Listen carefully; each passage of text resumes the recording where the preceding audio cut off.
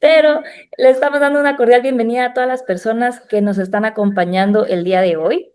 Y si tú no estás aquí en vivo, te la perdiste porque aquí vas a poder hacer preguntas, interrogar, ¿verdad? Temas específicos que puedan estar pasando dentro de tu organización eh, para poder aprovechar este espacio. Pero si no, vamos a dejar esta capacitación por una semana totalmente en directo desde YouTube para que puedas también pedir el material y hacer cualquier pregunta que sea necesaria para que podamos compartir, ¿verdad? Con todos los que podamos este tipo de información que es sumamente importante y necesaria.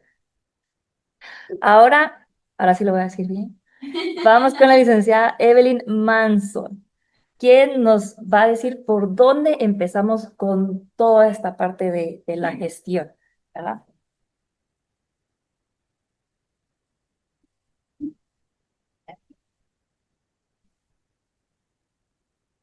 Pues buenos días, mucho gusto.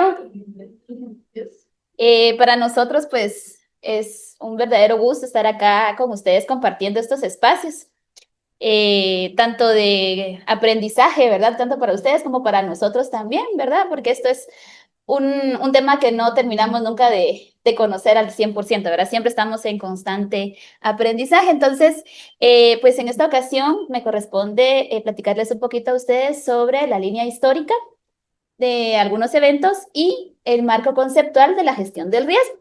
Vamos a iniciar con un video, por favor, para que puedan ponerle atención y vamos a platicar de él después.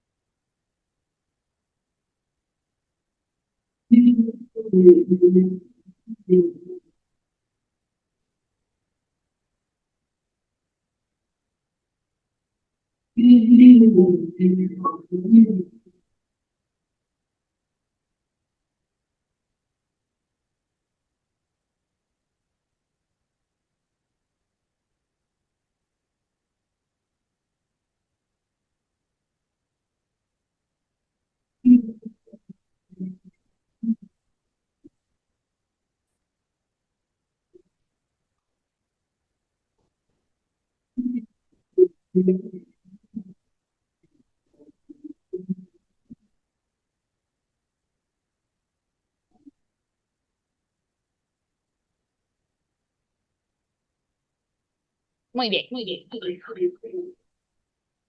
¿Qué observamos en el video? ¿Qué logramos observar ahí? Desastres. Desastres, ajá. ¿Qué más? Desde Guatemala está en el primer lugar en riesgo. A nivel latinoamericano. A nivel latinoamericano. ¿Y por qué creen ustedes que estamos en el primer lugar? Por la geografía. Por la geografía, exactamente. Guatemala es un país precioso. Tenemos diversidad de climas, tenemos diversidad de accidentes geográficos, montañas, volcanes, ríos, playas. Tenemos una riqueza natural envidiable para cualquier otro país. pero eso también nos hace vulnerables, ¿verdad? Nos hace vulnerables. ¿Por qué? Porque también estamos acentuados sobre varias fallas geológicas y placas tectónicas. Estamos en el marco de los sismos, ¿verdad? Que ocurrieron al principio de mes. Y eso nos ha despertado el que nos dice, bueno, Guatemala va a seguir temblando y va a seguir así por la ubicación en la que estamos. Entonces, no podemos evitar un sismo, pero podemos, ¿qué? Prepararnos. Nos podemos preparar en eso, ¿verdad? Los sismos tampoco los podemos evitar, no podemos prevenirlos, pero podemos prepararnos porque va a seguir temblando. No les voy a decir que ahorita, ¿verdad? En una hora o mañana, ¿verdad? Pero estamos en una ubicación geográfica que nos dice vamos a tener que continuar con este tipo de situaciones, ¿verdad? Erupciones volcánicas. Somos parte del cinturón de fuego también del mundo. Y en el cinturón de fuego tenemos el 75% de la actividad sísmica y vulcanológica de todo el mundo. Entonces, siempre vamos a tener esa condición de riesgo, ¿verdad? Entonces, tenemos que estar conscientes de dónde estamos para saber qué nos puede pasar. Entonces, vamos a iniciar ahora con esta presentación. Si puedes continuar, por favor. Vamos a tener ahora el marco conceptual de la gestión del riesgo. Nos vamos a entrar a conocer qué es una amenaza, qué es una vulnerabilidad, qué es la gestión de riesgo nuevamente, entre otros temas. Y para eso vamos a iniciar con la línea histórica, ¿verdad? La línea histórica que tenemos acá. La línea histórica de desastres en Guatemala. Vamos a descubrir la historia de desastres en Guatemala, impactos que ha sufrido la población, pérdida y efectos sociales durante años. ¿Por qué creen que es importante conocer un poquito sobre la historia, sobre la línea histórica, específicamente en estos fenómenos naturales? Sí, sabemos que algunos se puedan llegar a dar a país. Correcto. Y cada uno de ellos nos debe o debió dejarnos un aprendizaje, ¿verdad? Vamos a ver un poquito sobre ellos. ¿Puedes pasar a la siguiente? Gracias. Ahí. Si vemos estas fotografías, a qué fenómeno natural cree que hace alusión al terremoto? ¿De cuándo? Del 76, del 4 de febrero de 1976. Yo creo que este fenómeno fue un parteaguas, creo yo, antes del terremoto y después del terremoto. ¿Alguno de ustedes tuvo alguna experiencia en esto? O tal vez sus papás, ay, gracias, papás o abuelos, ¿verdad? Que les hayan contado a ustedes alguna anécdota, alguna historia sobre el terremoto del 76. Yo, Sí, por favor. mi papá me cuenta que en ese tiempo, como ellos eran bastantes, Ujú. él y mi tía se salieron Ajá. y luego unos vecinos los acompañaron y los llevaron a otra casa.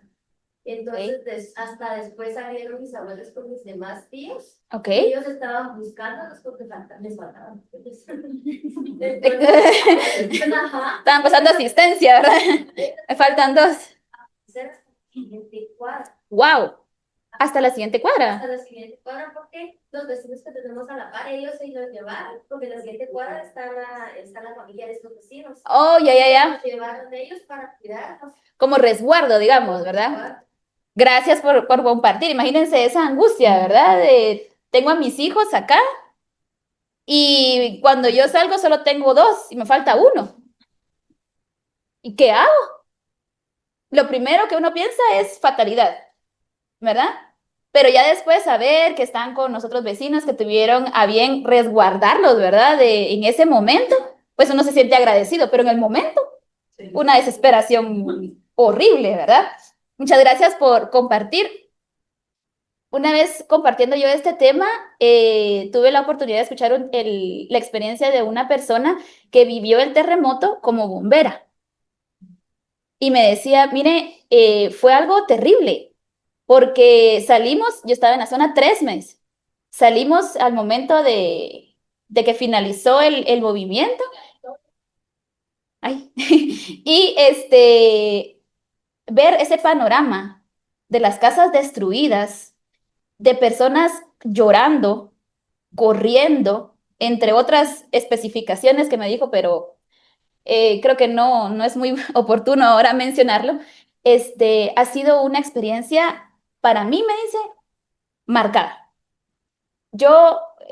Para mí ese evento fue muy importante en el tema de seguridad, ¿verdad? Entonces, ¿qué nos enseña si podemos avanzar, por favor? ¿Qué nos enseña este evento, verdad? Fue una magnitud de 7.6 en la escala de Richter. Y algo bien importante acá es que fue de madrugada. La mayoría de personas estaban durmiendo. Si vemos acá las construcciones, ¿de qué material se observan? De adobe, ¿verdad? Y a partir de entonces creo que aprendimos que ese material no es el más apto para construcción. Entonces ya se vio un cambio. Todavía existen algunas, ¿verdad? Algunas propiedades que todavía tienen adobe, pero no han sido construidas recientemente, sino que han sido desde ese entonces. Pero a partir de ahí creo que aprendimos a que ese material no es recomendable para las construcciones y se empezaron a utilizar otros materiales, ¿verdad? En los daños tenemos que están afectados 20 o fueron afectados 20 departamentos, 23,000 muertos, 1,900,000 heridos y 1,850,000 sin vivienda aproximadamente, y en la pérdida económica de 1,250,000 millones de dólares. Sí, por ahí va.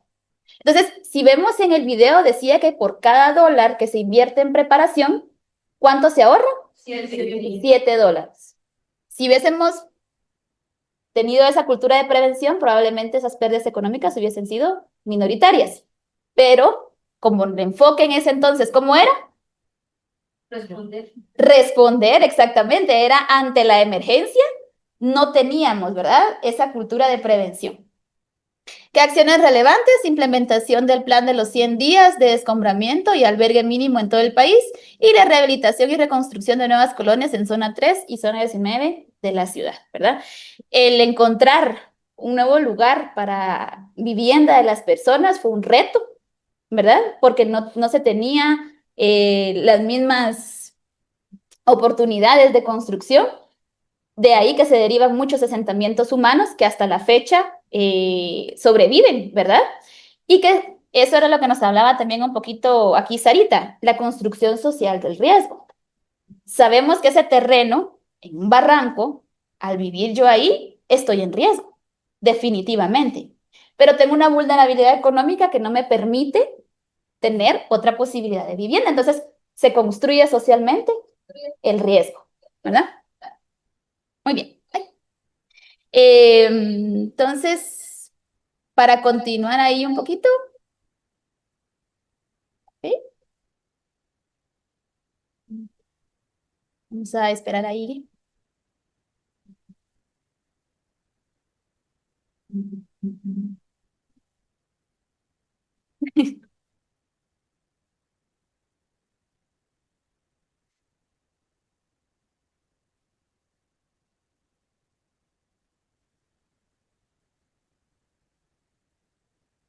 Ujú.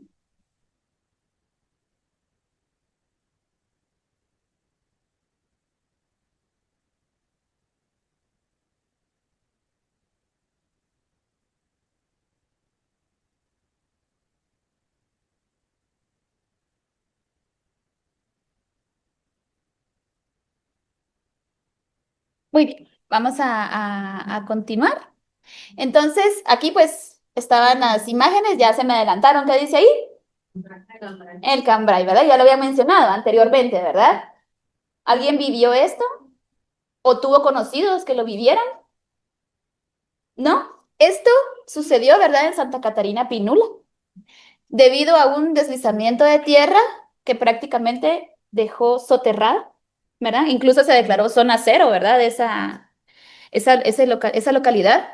Y ese deslizamiento de tierra fue provocado por Gracias, saturación de agua en el suelo. Y fue provocado, ¿verdad? Es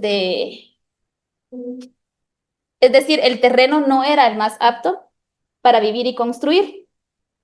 Y entonces regresamos a la construcción social del riesgo, ¿verdad? Este terreno, bueno, ese terreno, si bien es cierto, ya tenía, ¿verdad?, la autorización, ya estaban las casas construidas, hicieron caso omiso de una alerta incluso que se emitió en Conred, ¿verdad? Donde decía que las personas ahí no estaban seguras, que debían evacuar. Pero acá viene otra situación, ¿verdad? Usted como dueño de una casa dice, no, hombre, pero ya compré mi casa, estoy pagando, yo ya invertí en esto, ¿a dónde voy a ir yo a comprar en otro lado?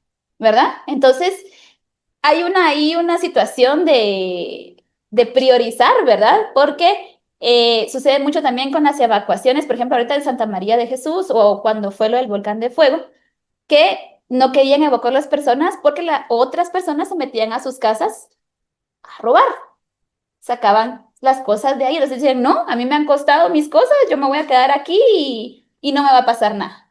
Pero debemos priorizar la vida, debemos priorizar la vida. Los televisores o las camas, los autos se pueden volver a hacer, pero la vida ya no, ¿verdad? O una lesión fuerte, ¿verdad? O algún tipo de situación física que pueda arrojar este tipo de situaciones, ¿verdad? Entonces sí es importante priorizar la vida. Entonces, como bien estábamos mencionando, esto fue en Santa Catarina Pinula, aproximadamente 125 casas soterradas. Se presentaron 386 personas en albergue, 386 evacuados, 374 desaparecidos y 253 fallecidas. Entonces son estadísticas alarmantes en cuestión de pérdidas humanas incluso, ¿verdad? ¿Qué se hizo?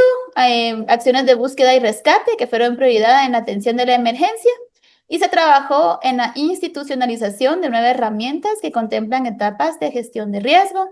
Se actualizó la política nacional con el fin de vincularla al marco de Sendai, que ya las compañeras nos han platicado, ¿verdad? Que es el marco de Sendai, el desarrollo, los objetivos de desarrollo sostenible y plan de desarrollo nacional CATUN 2032.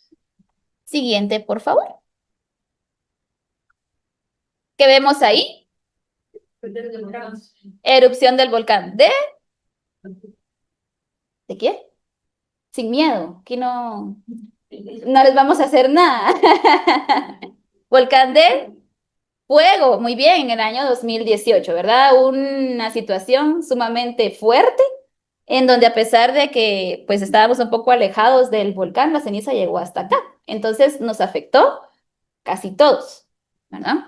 Entonces, en el volcán de fuego, pues se declara en alto riesgo a las comunidades cercanas al volcán de fuego. En los daños tenemos 1.714.387 personas afectadas, 12.823 evacuadas, 28 heridas, 113 fallecidas, 3.636 en albergues y 197 desaparecidos.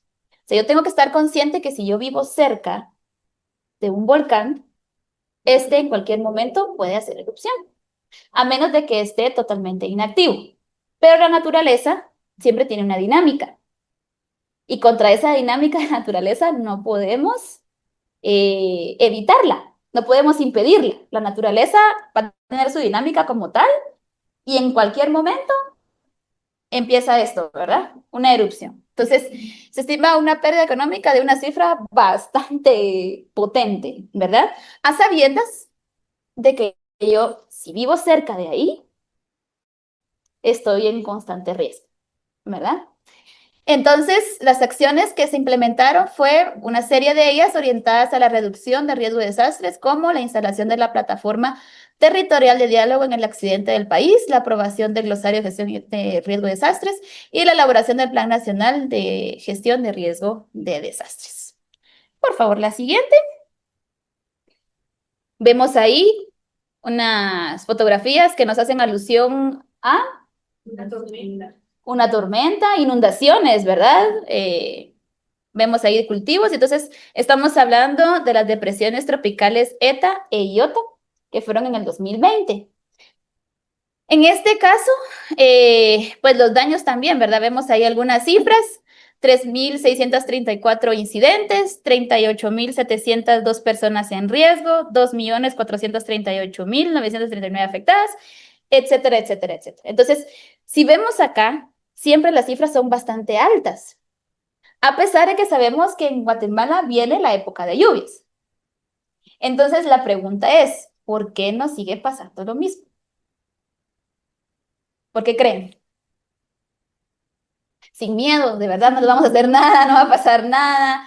Aquí no hay respuestas malas, estamos aprendiendo y cuando uno aprende es normal a veces equivocarse, ¿verdad?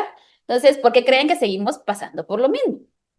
Porque muchas veces hacemos caso omiso a pues, las alertas que nos da la misma naturaleza, ¿verdad? Correcto. O sea, ya sabemos que hay un riesgo, pero ahí vamos, o sea, la misma decisión. Ajá. Que tengo un terrenito cerca del río, pero el río se hizo para allá, entonces yo hago la casa más para allá. Y los ríos tienen memoria, entonces Correcto. van a regresar a su cauce. ¿verdad? Exacto. Entonces, igual es toda la naturaleza. Exacto. Eso se... Exactamente, muchas gracias. Súper atinada la respuesta, ¿verdad? Tenemos esta situación de que sabemos que estamos cerca de un río, ¿verdad? Como el ejemplo de ella.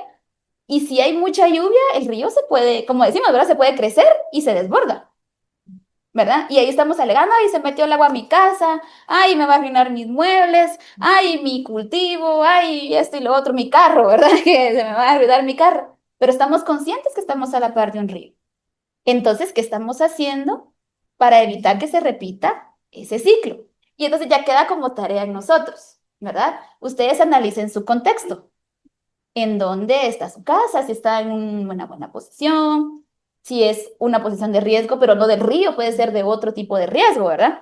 Entonces, eso es lo importante. Por eso es importante tener esta memoria histórica, porque esto nos enseña, ¿verdad? Entonces, en acciones relevantes de las tormentas, una mesa técnica interinstitucional sobre la herramienta para la toma de decisiones, índice para la gestión de riesgo, por sus siglas en inglés INFORM. Y asimismo se enfocaron esfuerzos en el fortalecimiento al personal a través de cursos de gestión para la reducción de riesgo de desastres. Entonces acá ya empezamos a ver capacitación al personal, ¿verdad? Porque acá en este tipo de situaciones, las personas que viven normalmente dicen, es que esto siempre pasa. Ya sé que esto siempre va a volver a pasar. Ok, pero ¿y vamos a vivir siempre lo mismo? ¿Siempre los mismos problemas? ¿O podemos hacer algo para cambiar? Ese es como decía Sarita, ¿verdad? El cambio de chip que necesitamos. Prevenir ese tipo de situaciones que ya sabemos que va a pasar. ¿Verdad? Seguimos, gracias. Esta parte de acá hace alusión a qué situación? Incendios forestales. Incendios forestales, ¿verdad? Exactamente. Sobre todo hubo un aumento en estos años, 2023, 2024. Esto también en el tema de por tener más terreno para cultivo, por ejemplo, ¿verdad? Se quema, pero a veces se salen de control, ¿verdad? Porque no tenemos el conocimiento para poder tener un incendio controlado y entonces se salen de control, ¿verdad? Entonces, por ejemplo, acá la propagación de incendios ha registrado 19.368 hectáreas afectadas en el territorio nacional. No sé, departamentos más afectados, Huehuetenango, Petén y Quiché. Y esto hace referencia a 3 de los departamentos con más bosque que tenemos en Guatemala. Y es una pérdida que nos afecta a todos. De ahí nos quejamos que mucho calor, que no llueve, que el aire no corre, pero no nos damos cuenta de estas situaciones, ¿verdad? Que estamos perdiendo bosque importante en nuestro país y eso hace que todos nos vemos afectados, ¿verdad? Entonces, acciones relevantes, Protocolo Nacional de Incendios Forestales. La CONRED mantiene activo este protocolo para prevenir, mitigar y responder a los incendios forestales. Se realizó un combate aéreo con aeronaves que descargan retardante químico sobre los incendios y combate terrestre con herramientas manuales y se ha trabajado con instituciones como el Ejército de Guatemala para capacitar al personal y fortalecer sus conocimientos en el tema, ¿verdad? Seguimos con la capacitación y el fortalecimiento de conocimientos. Y esto de acá, que creo que todos lo vivimos, que es COVID. la pandemia del COVID. Y este es bien importante, porque acá sí no sabíamos a qué nos estábamos enfrentando. Solo escuchábamos tal vez rumores o algunas experiencias o algunas hipótesis cuando venían del continente europeo, ¿verdad? Pero realmente conocimiento de esto como tal no teníamos. ¿Y qué nos tocó? En el camino, ¿ah? A puro ensayo y error, a ver qué era, ¿verdad? Protocolos, mascarilla, lavado de manos, ¿verdad? Muchas familias creo que hasta utilizábamos cloro para pararnos en las toallitas con cloro, ¿verdad? Y que si venía el virus en el zapato, que no entrara a la casa. Pero luego nos dimos cuenta que no era tan necesario, ¿verdad? Todo ese tipo, pero como no estábamos preparados, porque no conocíamos, entonces tuvimos que afrontar todas las consecuencias. Si incluso el tema de la movilidad restringida, que a las 4 de la tarde ya teníamos que estar en la casa, porque si no, pasaba la policía, ¿verdad? Y nos encerraban en otro lado, pero no en la casa. Entonces, todos esos cambios de rutina fueron muy abruptos, digamos, ¿verdad? Fueron muy abruptos. Entonces, este tema de la pandemia nos enseña que puede que ocurra un evento en el que no conocemos. Eso puede pasar, pero ya tenemos muchos antecedentes en el país de cosas que se repiten, que es cíclico, ¿verdad? Que va a seguir lloviendo, que va a seguir temblando, que va a seguir haciendo erupciones. Entonces, ahí sí podemos prepararnos. El tema de la pandemia, pues fue un tema extra, ¿verdad? Y si se dan cuenta, el tiempo se unió a las depresiones tropicales, ETA y IOTA. Estaban las tormentas tropicales y estaba la pandemia. ¿Por qué? Porque la Tierra sigue en su dinámica natural. No lo podemos evitar.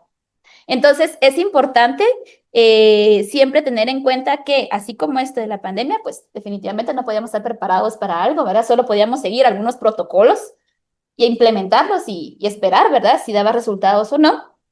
Pero ahora, primeramente Dios no, ¿verdad? Pero puede que ocurra algo similar, ya tenemos un antecedente y ya podemos estar un poco más preparados, ¿verdad? Entonces, ahí tenemos algunos datos. Vamos a continuar para no atrasarnos más. Entonces, en esta diapositiva nos muestran un mensajito. De vez en cuando sucede un evento devastador que lo cambia todo en segundos. ¿Pudimos hacer algo?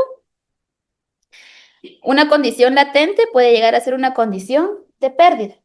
Todos tenemos nuestro día aquí planificado.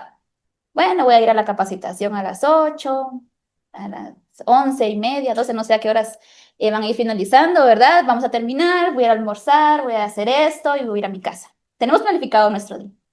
Pero ¿qué pasa si en este momento empieza un sismo? Se cambia todo. ¿Y la prioridad entonces qué es? Correr. Salvaguardar nuestra vida. Y entonces empieza para el protocolo de evacuación, de protección, etcétera, etcétera, etcétera. Pero en cualquier momento puede cambiar la rutina, ¿sí? Incluso algo tan sencillo. Yo quiero llegar a las 5 de la tarde a mi casa y salgo a las 3 por el tráfico, pero hay un accidente. Mejor me voy caminando, ¿verdad? Llego más rápido, tal vez, ¿verdad? Entonces, esos eventos pueden cambiar nuestro día en cualquier momento, incluso en la noche, ¿verdad? No tiene horario. La naturaleza no tiene horario, ¿verdad? Entonces, tenemos que estar conscientes de eso. La siguiente, por favor. Entonces, ¿por qué es importante conocer sobre la gestión de riesgo de desastres en Guatemala? Y acá tenemos dos gráficas o dos imágenes.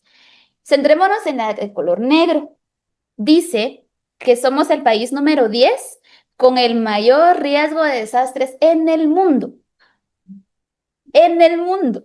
Y somos el número, ¿qué? 1 en Latinoamérica. O sea, que ya le ganamos por lo menos en eso, en algo a los demás países latinoamericanos. No, son bromas. Imagínense en qué posición estamos.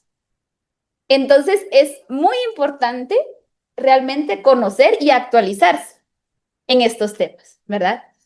Tenemos 159 desastres que han experimentado a lo largo de la historia, que ha sido de considerable impacto para la población. 159 registrados, pero han sido más, ¿verdad? Han sido muchísimos más.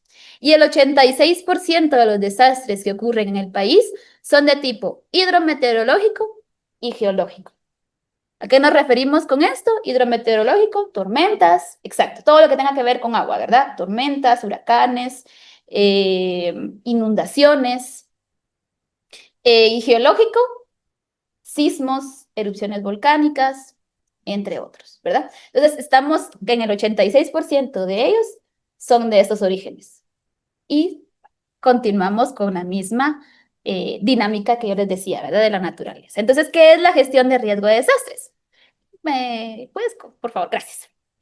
Es un proceso. Esto es un proceso, no es solo es una partecita de conocer y ya, ¿verdad? Es un proceso de planeación, ejecución, seguimiento y evaluación de políticas y acciones permanentes para el conocimiento, la reducción y mitigación de riesgos, la preparación, respuesta y recuperación. Entonces, esto es un proceso.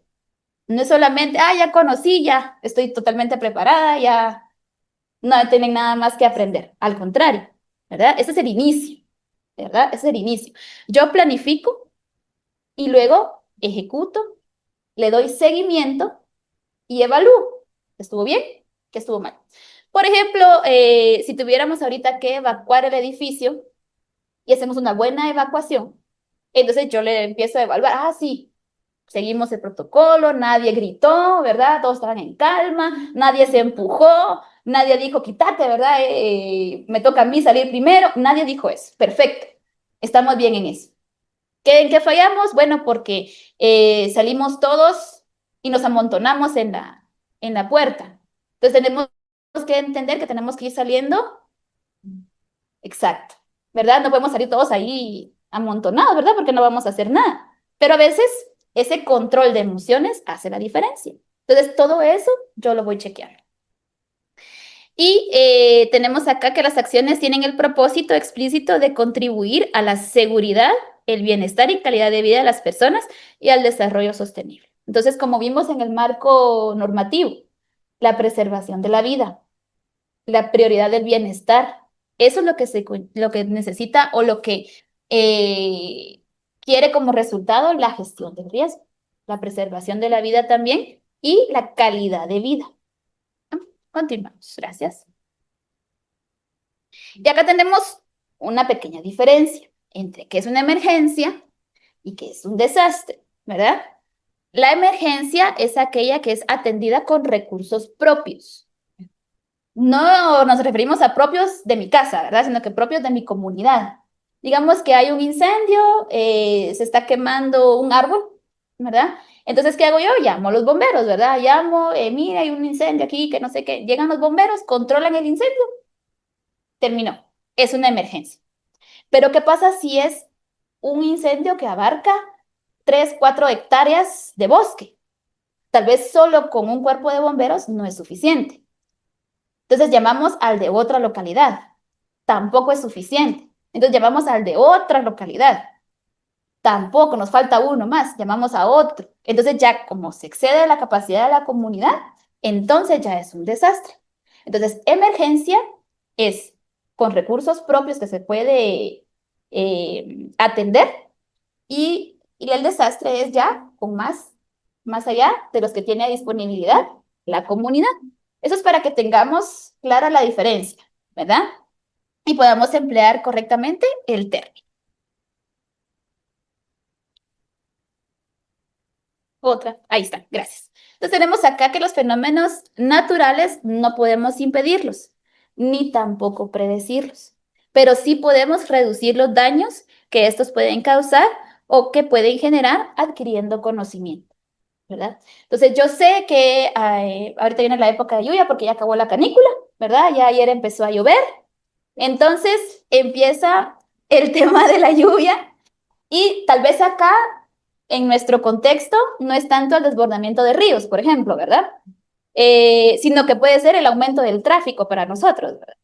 Entonces, como ya sabemos que puede suceder esto, entonces yo puedo salir un poquito más temprano porque yo ya entiendo que puede pasar esta situación. Entonces, ante los fenómenos naturales es lo mismo. Ya va a empezar a llover otra vez, yo vivo cerca de una montaña, ¿verdad? Entonces puede ser que ya corra el riesgo de un deslave o de un deslizamiento de tierra. Entonces yo puedo entender que eso puede suceder y puedo accionar para prevenir algún tipo de consecuencia mayoritaria en mi casa o en mi comunidad. Continuamos, por favor. Y entonces vamos a ver ahora qué son las amenazas. Una, por favor. Gracias. La amenaza es una posibilidad de la ocurrencia de un fenómeno natural, socionatural o antropogénico que puede causar algún tipo de daño a la sociedad. Dice posibilidad de ocurrencia. Por ejemplo, usted va a salir y mira para el cielo, ¿verdad? Y lo ve nublado. Ah, entonces, ¿qué dice uno si está bien nublado? Va a llover. Va a llover, ¿verdad? Entonces, ¿qué hago? Bueno, me preparo mi sombrilla o mi capa, ¿verdad? O yo me iba a ir caminando, pero mejor agarro mi carro y me voy en carro. Es decir, tomo mis medidas de precaución. Pero puede ser que usted llegue a su destino, regrese y no llueva. Es una posibilidad de ocurrencia, pero usted ya está preparado. ¿Por qué? Porque si realmente llueve, saco mi sombrilla, tal vez solo me mojo los pies, pero me evito una enfermedad. Pero ¿qué pasa? Dice, no, hombre, no pasa nada, no llueve, vámonos así. Y a medio del regreso se deja caer el diluvio, ¿verdad? Y totalmente empapados. La noche queriéndose bañar, ¿verdad? Para poder contrarrestar un poco, pero puede ser que nos enfermemos. Entonces, es una posibilidad de ocurrencia. No necesariamente tiene que estar ya fijo, ¿verdad? Pero entonces, ¿qué pasa con esto? Yo me preparo. Y tenemos 3 tipos de amenaza. Tenemos la amenaza natural, tenemos la amenaza antropogénica y la amenaza socionatural. La amenaza natural, creo que su nombre lo indica, ¿verdad? Es la que se da por dinámicas de la naturaleza, erupciones, sismos, etc.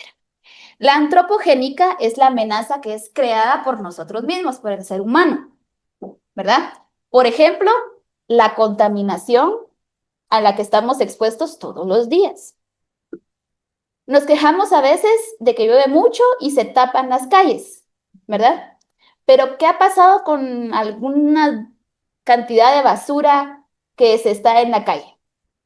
¿Hacia dónde va esa basura cuando empiezan las lluvias? Exactamente. Y entonces se tapa. El agua no tiene para dónde correr. ¿Qué provoca eso? Inundaciones, ¿verdad? Entonces nosotros mismos a veces también creamos las amenazas. A veces indirectamente o a veces conscientemente, pero también somos creadores de las mismas y nos afecta a todos.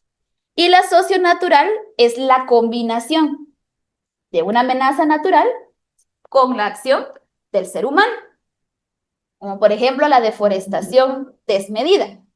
Si vemos también, por ejemplo, la imagen del Cambrai, vemos que era un terreno bastante boscoso. Si yo empiezo a talar árboles y no siembro nuevos, ese terreno no tiene las raíces que hace que ese terreno se sostenga. Y entonces lo que hago es provocar una amenaza de un deslizamiento. No necesariamente ahí, puede ser en cualquier otro terreno, ¿verdad? En cualquier otra localidad.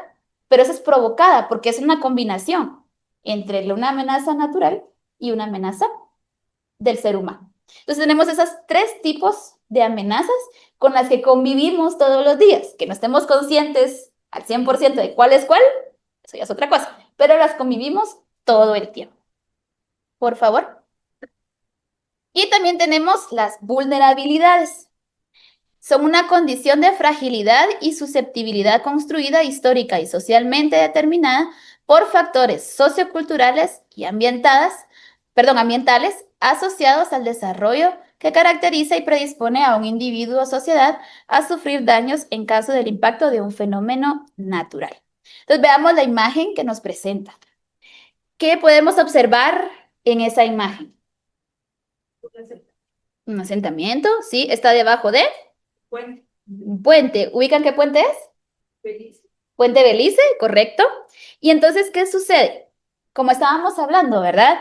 A veces, pues tenemos estas personas que construyen en estos lugares en donde probablemente es por algún tipo de vulnerabilidad económica que no tienen el acceso para poder vivir en otras condiciones. Sin embargo, estos terrenos, como son como barrancos, ¿verdad? Ha habido deforestación. Y hay construcciones de casas que no están así, si no están así, ¿verdad? Entonces, ¿qué pasa al momento de que se sature el suelo por lluvias constantes en esta temporada? Puede haber un deslave, exactamente. O que se sature el suelo y haya un sismo. Exactamente, ¿verdad? Entonces, este tipo de vulnerabilidades de las personas que viven así es bastante riesgoso, ¿verdad? Entonces ahí se combina una vulnerabilidad económica, una vulnerabilidad social, ¿verdad? Porque no se tiene acceso, una vulnerabilidad laboral, porque probablemente no tienen acceso a un trabajo estable que le permita, ¿verdad? El desarrollo como tal. Entonces, ¿qué pasa en el momento de una situación, de un fenómeno natural? Constante riesgo, ¿verdad? ¿Y qué tienen que hacer entonces? Evacuar. Y viene la otra situación. Entonces, vamos a la situación de que las personas cuesta mucho que evacúen, ¿verdad? Bueno, seguimos, por favor. Tenemos acá algunos tipos de vulnerabilidad ambiental, económica, social, política, institucional y climática. Ambiental referido al tema de deforestaciones, por ejemplo, ¿verdad? O contaminación como tal. Económica, como yo les decía, ¿verdad? El acceso o la inestabilidad laboral que muchas personas tienen, ¿verdad? Al vivir día a día, por ejemplo.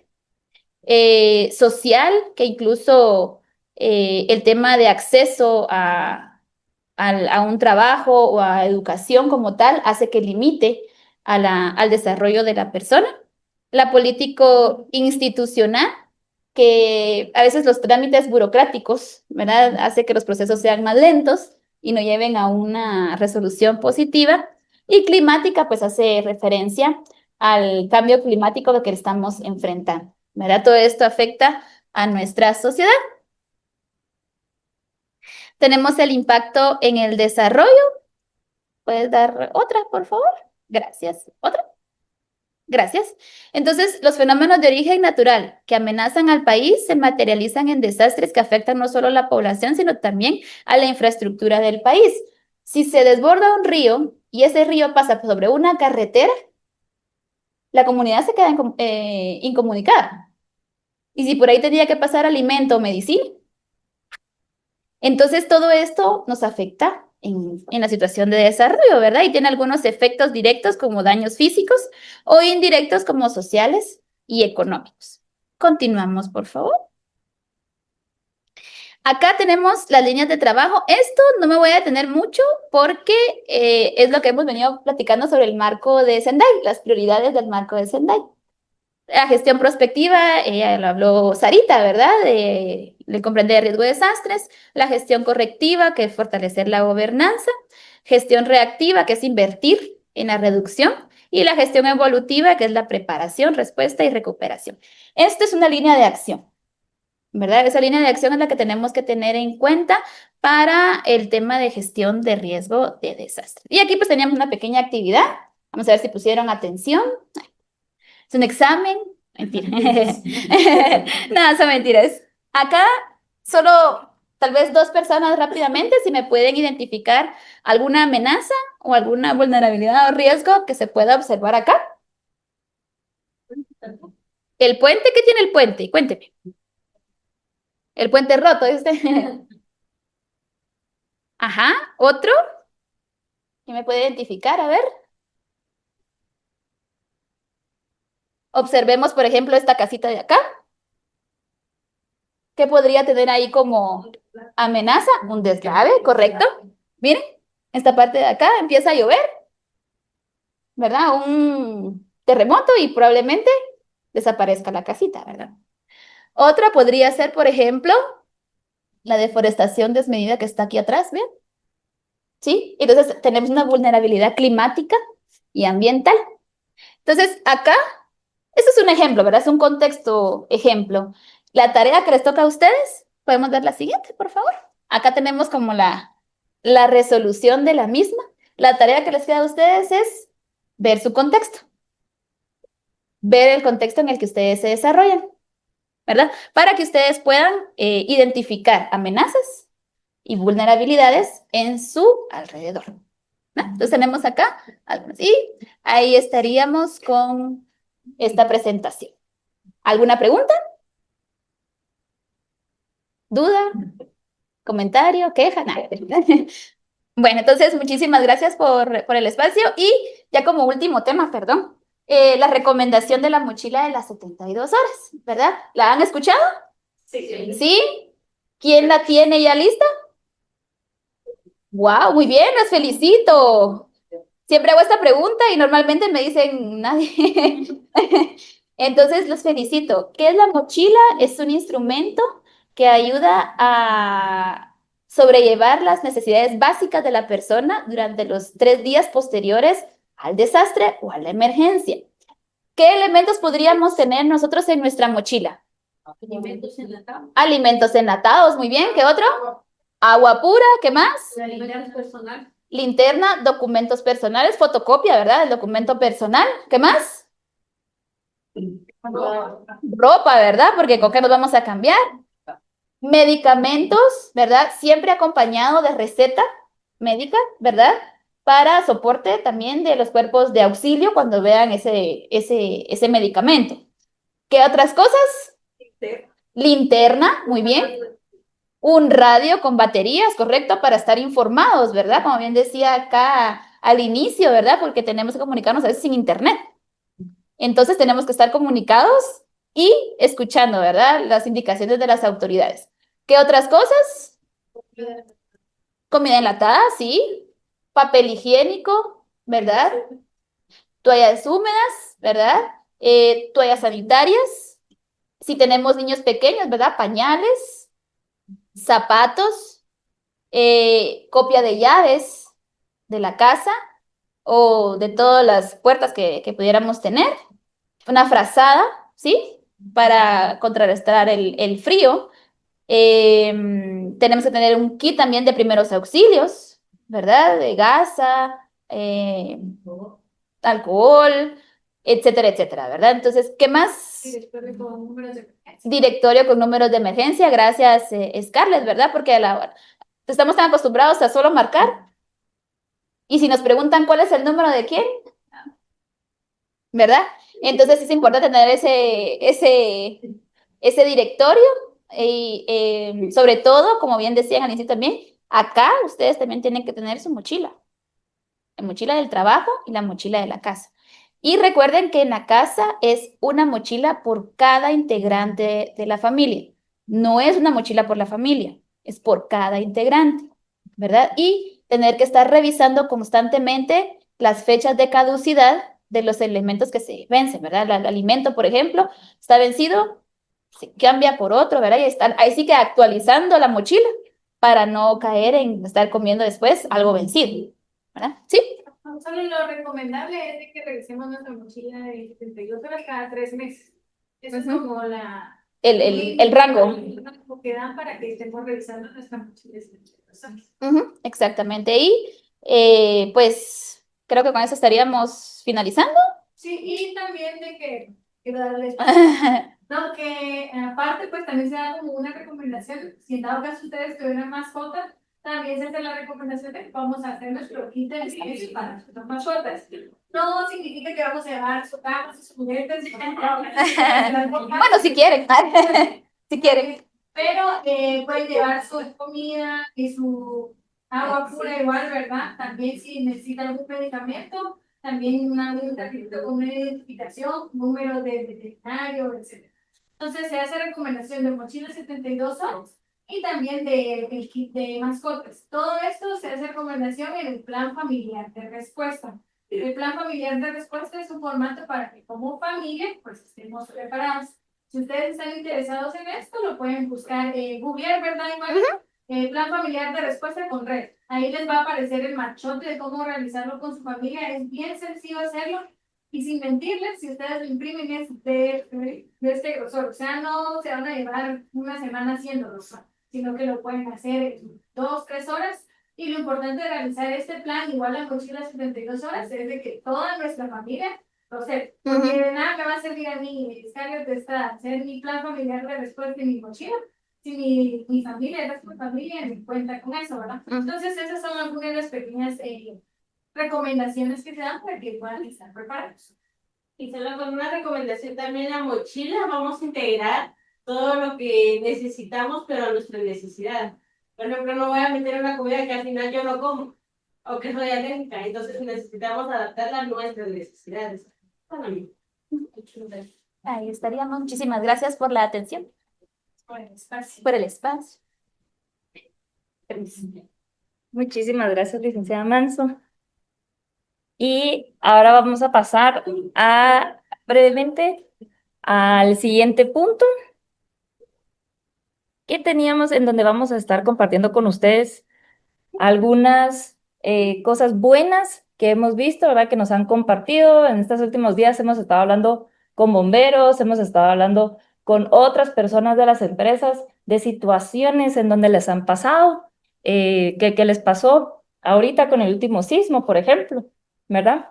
Entonces, para que podamos ir sabiendo más o menos qué se tiene que hacer y qué no se tiene que hacer en caso de estar en medio de un terremoto, pues que ya ponga en riesgo más cosas, ¿verdad? Porque aquí, por ejemplo, nosotros estamos en un tercer nivel.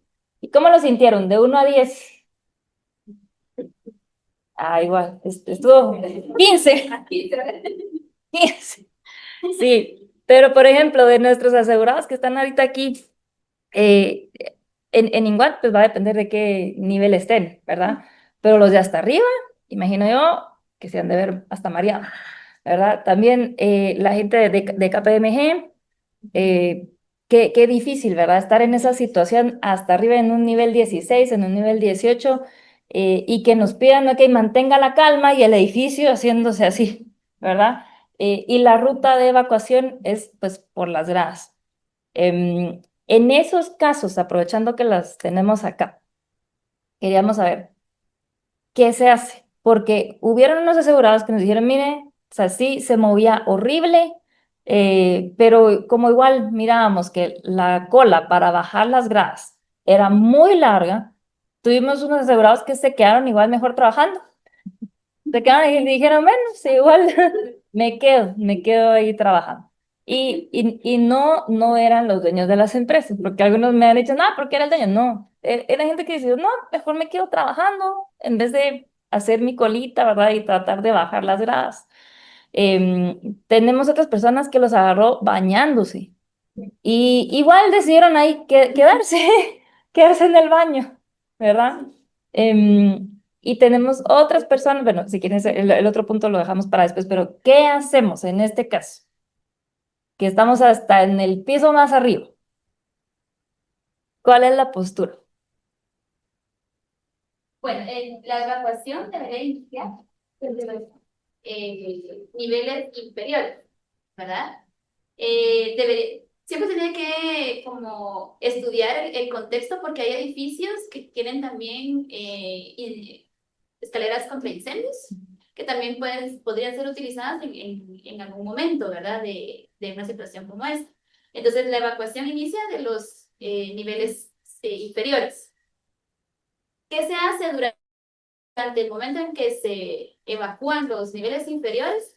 Tratar de protegerse con una estructura o debajo de una estructura fuerte, por ejemplo, una mesa así de metal, estar yo protegido por el tema de que se podría fracturar un poco el techo, no en la catástrofe, ¿verdad? Que se nos vaya a caer todo el edificio, pero se puede fracturar y puede caer porciones, digamos, ¿verdad? De terraza, por decirlo de alguna manera. Entonces, se busca proteger mientras empiezan a evacuarse. Por eso es que también en los simulacros hay tiempos. Entonces, el primer nivel se evacuó en, ¿qué les puedo decir yo? 15 segundos, 20 segundos, por decirles una temporalidad. A los 20 segundos, entonces iniciaría el segundo nivel a evacuar. Y así se van, porque entonces pasa eso. Se hace la gran cola y se puede saturar el tema de la evacuación. Porque no se puede evacuar todos los niveles al mismo tiempo, como bien. Entonces tiene que ser del más próximo al suelo, de arriba, ¿verdad? Para irlos evacuando. Y es como un sistema escalonado, digamos. Entonces sería también tener bien identificados el triángulo de la vida. Y solo para agregar también, es importante, y eso nosotros también mencionarlo en cada capacitación que vamos, hago la pregunta acá. Acá cuando construyeron estas instalaciones, no sé, pasó por, bueno, ahí en Correa hay una dirección que se encarga de ver lo que es la infraestructura de la construcción. Entonces, al momento de que, por ejemplo, una empresa o una institución tiene que tener como ese respaldo o ese acompañamiento de la dirección, creo que es de mitigación o de respuesta. Mitigación. De mitigación, son los que ven la infraestructura. Entonces, de acuerdo a la infraestructura, qué tan confiable es, te va a apoyar o, ¿cómo me escoger la palabra? Te va a asesorar de cómo en realidad tienes que evacuar y qué garantía te da en cuánto tiempo tienes que evacuar de las instalaciones. Entonces, normalmente muchas instituciones nos dicen, en algunas sí han tenido acompañamiento, en otras simplemente que construyeron, por ejemplo, un instituto o una escuela. Y es ahí donde a veces también por antecedentes, regresamos un poquito al tema, no nos damos cuenta de lo que realmente pasó en esa ubicación donde yo construí la escuela, por ejemplo. Y ni siquiera me aboqué con la dirección, por ejemplo, de mitigación de correr para que me asesore qué tan confiable es mi infraestructura, para que también ellos me asesoren de cómo puedo evacuar entonces, cómo puedo garantizar mi simulacro de una manera adecuada, qué tan confiable es mi infraestructura, qué tanto me va a aguantar. Por ejemplo, que la infraestructura es muy vulnerable, muy débil, y en 15 segundos yo tengo, por ejemplo, que mi personal evacúe, pero si en 15 segundos mi infraestructura ya se vino abajo. Entonces, necesitamos evaluar desde la infraestructura para saber cómo podemos evacuar en un simulacro. Perfecto. Y esta parte también la hacen ustedes, ¿verdad? Hay departamento adentro de... Si hay otra dirección, nosotros somos la dirección de preparación. Aparte está la dirección de De mitigación, mitigación, ajá. que es quien da ese acompañamiento en este tipo de temas, ¿verdad? Perfecto, muchísimas gracias. Otra cosa que nos, bueno, no nos pasó a nosotros aquí, pero sí le pasó a unos asegurados, es que alguien, creo que no estaban en un piso tan alto, pero sí, ya era una persona que sí había vivido el El terremoto terremoto. pasado, entonces se estresó mucho y se desmayó. ¿Sí? Entonces, en ese caso, pues ya habíamos podido hablar con unos bomberos, ¿verdad? También para saber qué se hace en esa situación, para poder tener esto. Pero yo creo que lo importante es lo que ustedes dijeron, ¿verdad? De tratar de buscar en dónde se puede poner a esa persona por si cae algo que quede dentro del triángulo de la vida, ¿verdad? Y resguardar. Sí, algo bien Resguardar. importante es estar consciente también de las capacidades que tenemos. Es decir, si yo no sé de primeros auxilios, mejor busco a alguien que sí sepa de primeros auxilios, ¿verdad? Porque a veces por ayudar tendemos a agravar un poco más la situación, ¿verdad? Entonces, yo tengo que estar consciente. Si, bueno, yo sé, pero yo estoy muy nerviosa, mejor que otra persona atienda, ¿verdad? Porque repito, ¿verdad? O sea, a veces porque el querer ayudar, lo que hacemos es agravar la situación. Entonces, en ese sentido, sí hay que tener mucha conciencia, ¿verdad? De eso mismo, ¿verdad? De las capacidades y conocimientos que podamos contener. Perfecto, muchas gracias. Ahora, siguiendo con lo que tenemos aquí apuntados, y que forma parte de la capacitación que acabamos de recibir, pero tal vez para ponerle un poquito más de acción también, ¿verdad? Y que ustedes vayan sabiendo. Entonces, podemos comprender y gestionar el riesgo de desastres. Utilicen, por favor, el PDF que les estamos compartiendo, ¿verdad? Para tener ese punto de partida. Y recuérdense que esta parte de este protocolo de evacuación por sismos, si bien lo sacamos del Ministerio de Trabajo, ellos mismos establecen que deben de coordinar con Conred para asegurar que el protocolo esté alineado a las recomendaciones oficiales, ¿sí? ¿Por qué? Porque esto es generalizado para todas las empresas, entonces obviamente les va a servir, pero tienen que irlo enfocando cada uno en su empresa acorde a la estructura y a las necesidades también que tenemos, porque tenemos empresas en donde hay personal discapacitado, por ejemplo, ¿verdad? Y entonces, ok, sí hay escalera, pero ¿y qué hacemos si estamos en un piso 20? ¿No? Entonces, todas esas cuestiones las tenemos que ir maniobrando y pensando de antemano para saber qué se hace y qué no, ¿verdad? También tenemos los simulacros. Hagamos simulacros, por favor. Nosotros ya les compartimos acá que dos tipos de simulacros que hacemos con dos empresas, ¿verdad? Para saber el plan de acción a seguir. Si ustedes son nuestros asegurados y están aquí el día de hoy, por favor, nos avisan. Ahí está Eluvia. ¿Dónde está Eluvia? No la miro, pero ahí está Eluvia. Ahí está Gladys también, ¿verdad? Que pueden apoyar a coordinar esta parte, hacerle la visita y que podamos saber en conjunto cómo tenemos que actuar, a qué hospital tenemos que ir. Sí, es cierto, había visto a alguien también del interior que ingresó y un par de máquinas aquí también. Entonces, tenemos que saber a qué hospital nos vamos a abocar que esté más cerca, ¿verdad? En caso de tener alguna situación. Dentro de la parte de fortalecer la gobernanza, habían dicho también tener una alarma, ¿verdad? La parte, el INSIBU me cuenta con una alarma que uno puede poner. También hay otra muy famosa que se llama Earthquake. Entonces, cualquiera de las dos podemos tenerlas. Y la de Earthquake, si mal no estoy, se puede programar incluso para que suene cuando esté, por ejemplo, arriba de 5. ¿Por qué? Porque ya es un terremoto, pero aquí en Guatemala estamos muy acostumbrados a que tiemble un poquito el piso. Entonces, para que no nos esté sonando a cada rato, ¿verdad? Y caigamos en eso de como de falsas alarmas, que no es que sean falsas, sí son reales, pero nosotros ya estamos acostumbrados a que tiemble, ¿verdad? Entonces sí se pueden programar las alarmas para que ya suenen, porque recuerden que suenan 10 segundos antes, ¿verdad? La del INSIBUM, por ejemplo, suena 10 segundos antes de que empieza a temblar y esos 10 segundos pues nos pueden ayudar a ir saliendo antes. Tenemos acá también saber cómo vamos a evacuar, porque lo más probable es que no vamos a poder obtener algún tipo de ayuda inmediata. Si ustedes llaman hoy por hoy a los bomberos municipales, a los bomberos voluntarios, o sea, siempre están full, ¿sí? No es por un tema propiamente de ellos, es que estamos, hay mucha demanda y hay pocas personas haciendo el trabajo, ¿verdad? Entonces, si eso nos pasa ahorita, por ejemplo, el sábado, yo acá le estaba contando, vi a un motorista que se cayó el solito. Entonces el pobre se cayó, pero ya era bien noche. Entonces yo dije, ok, yo obviamente no me voy a bajar a ayudarlo con su moto, pero voy a llamar. Hice 18 llamadas entre los dos bomberos municipales y bomberos voluntarios. No logré contactarme con ninguno. ¿Sí? Entonces, si eso pasa un sábado en la noche, imagínense en medio de un terremoto. Sí, tenemos que saber que ahí están. Acá, por ejemplo, nosotros físicamente estamos súper cerca de una estación, entonces pues tenemos esa ventaja también, ¿verdad? De poder salir corriendo y pedir ayuda. Pero ¿y si no?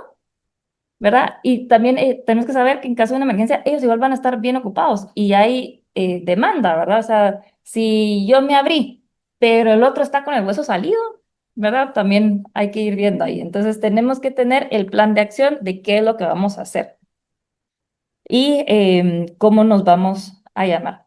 También teníamos la otra parte de inversión en infraestructura privada y pública. Eso me llamó mucho la atención porque a veces estamos en una oficina adentro de un edificio que tal vez ya es un poco antiguo, por no decir viejito, ¿verdad? Y se construyó sin ciertos lineamientos, ¿no? Entonces, no tenemos rampa, no tenemos otras cositas que deberíamos de tener. Y entonces deberíamos de pedir, ¿verdad? Que el edificio pues vaya haciendo este tipo de infraestructuras o hacer cooperacha entre todos, ¿verdad? Todas las cosas ahí y para que podamos ir teniendo este tipo de requerimientos. Eso uno. Y dos, me llama la atención también que dijeron no solo privada, sino pública. ¿Por qué? Porque a veces vemos estructuras que afuera, o sea, tal vez están bien aquí, pero afuera hay láminas ahí que se están medio cayendo, hay cosas que al momento de un terremoto nos caen encima y de nada nos sirvió haber evacuado correctamente porque afuera nos morimos.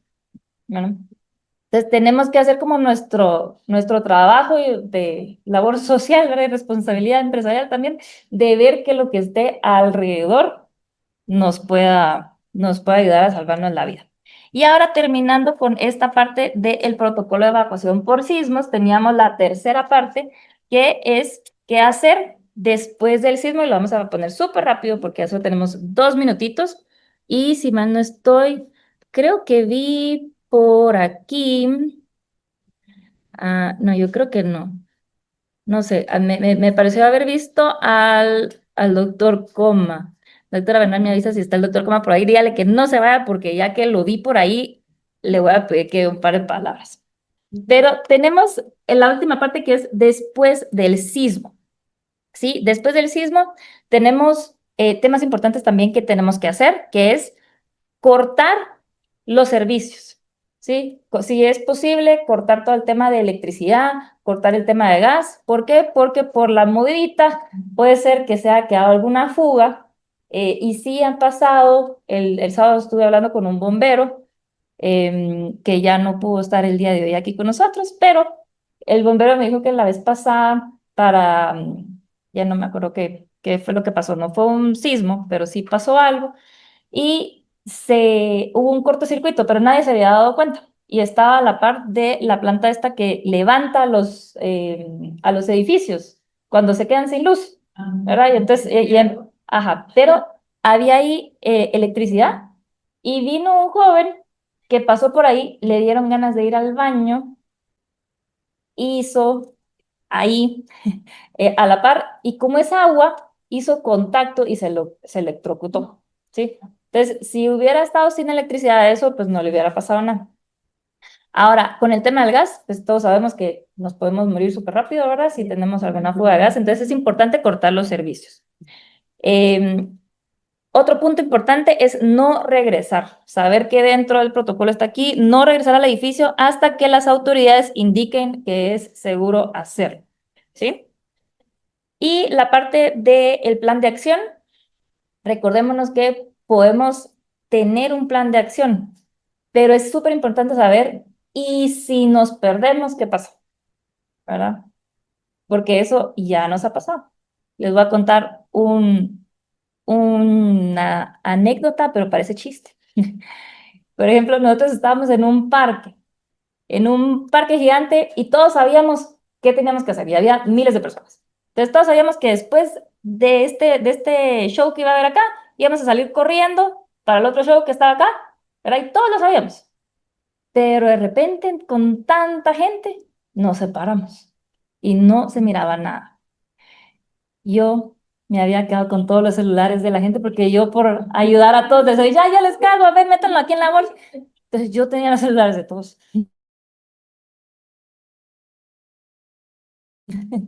Y parece que me parece chiste, pero es anécdota. Todos sabíamos cuál era el siguiente punto, a dónde íbamos, pero al separarnos, dudamos. Entonces, un grupo dijo, pero si ya sabemos a dónde vamos para allá, ¿verdad? Y otro grupo dijimos, no, quedamos acá porque igual cuando miren que no estamos, o sea, ya nos vamos juntos, ¿sí? Entonces, teníamos el plan de acción, pero no sabíamos qué hacer si nos perdíamos o no funcionaba, ¿sí? Y en una situación de emergencia, lo más probable es que nos vamos a perder. Sí, así como contó Yuli por ahí, que un niño apareció 2 cuadras después, o sea, esas situaciones pasan y es súper importante tenerlas, ¿verdad?, al pendiente. Y por último, la parte de las capacitaciones. Las capacitaciones así como esta que estamos teniendo, muchísimas gracias, equipo de Conred, por haber venido y por darnos el tiempo, ¿verdad? De verdad, infinitamente agradecidos porque es el paso número 1 de todo lo que tenemos que hacer, ¿verdad? Es el punto número 1. Pero también podemos pedir capacitaciones de primeros auxilios, ¿verdad? Mireille ahí te apuntando lo que tenemos que hacer después, pedir capacitaciones de primeros auxilios, tener el kit, ¿verdad? Que yo sé que, por ejemplo, mientras más pequeña la empresa, pues es más factible. Hay empresas gigantes, ¿verdad? De más de 1,000 colaboradores.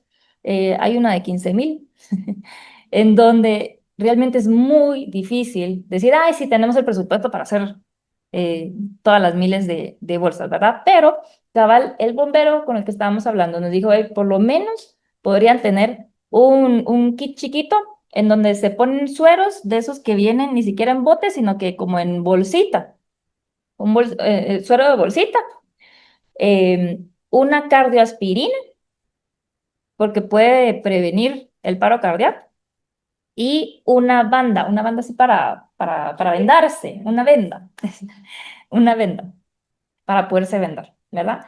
Y el otro tema, que para eso cabal va a venir la doctora Bernal, ahorita desde Colombia, la tenemos por aquí, que nos está ayudando, es todo el tema de salud mental, ¿sí? ¿Por qué? Porque al momento de una emergencia, hay algunos que salen corriendo, ¿verdad? Ya vimos que no tenemos protocolo, salimos corriendo. Es mejor decir, aquí huyó que aquí murió. Entonces, hay otros que no hacen nada, se quedan en shock, ¿verdad? Hay otros que empiezan a orar, o sea, cada quien tiene su proceso y está bien. Pero imagínense que nos quedáramos atrapados, o sea, esas historias que hemos escuchado y que la gente se queda atrapada. Toda esta parte de la salud mental que nos va a hablar la doctora, ¿verdad? Y yo le pongo el lado también espiritual, ¿sí? Para que lo puedan ir reforzando dentro de sus empresas, porque al momento de una emergencia eso es lo que nos va a ayudar a estar calmados y a tener paz en nuestros corazones. Así que voy a ver, está por aquí el doctor Francisco Coma. Vamos a ver si me aparece por acá.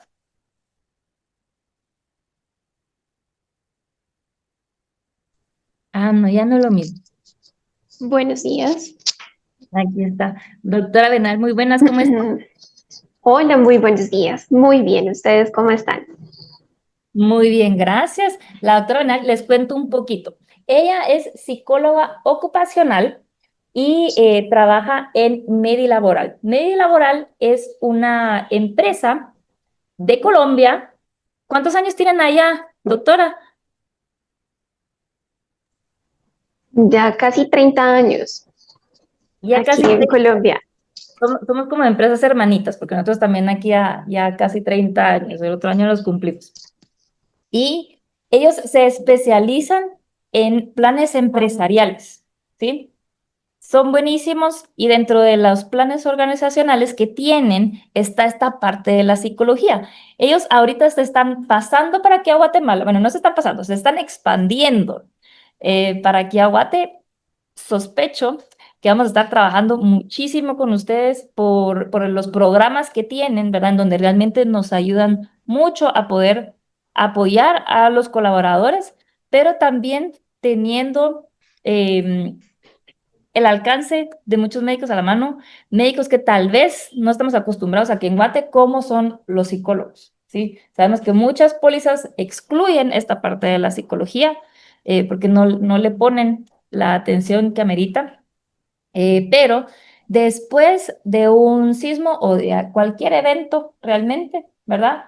Hay un estrés colectivo, ¿verdad? Y hay traumas que tenemos que atender y para eso está la doctora el día de hoy por acá. Así que doctora, le dejamos la palabra. Perfecto. Ahora sí, nuevamente, pues ahorita se cayó mi internet, pero pues buenos días para ti, buenos días para todos los asistentes, las personas que nos acompañan también de manera virtual. Me vuelvo a presentar, soy Ángela Bernal, psicóloga especialista en seguridad y salud en el trabajo. Y en este momento voy a empezar a compartir mi pantalla. ¿Me podrían, por favor, confirmar si ya la están viendo? Sí, sí se ve. Sí, perfecto. Es un placer para mí poder saludarlos desde esta parte del mundo y pues poder compartir esta pues información que justamente cae como pues también en este momento que ustedes están atravesando estos momentos después de los terremotos que vivieron hace poco. La temática central es salud mental y bienestar post-desastre. El impacto psicológico cuando atravesamos una situación de desastre, en este momento pues podemos hablar puntualmente de un desastre natural, reúne el miedo constante de que vuelva a ocurrir algo malo. ¿verdad?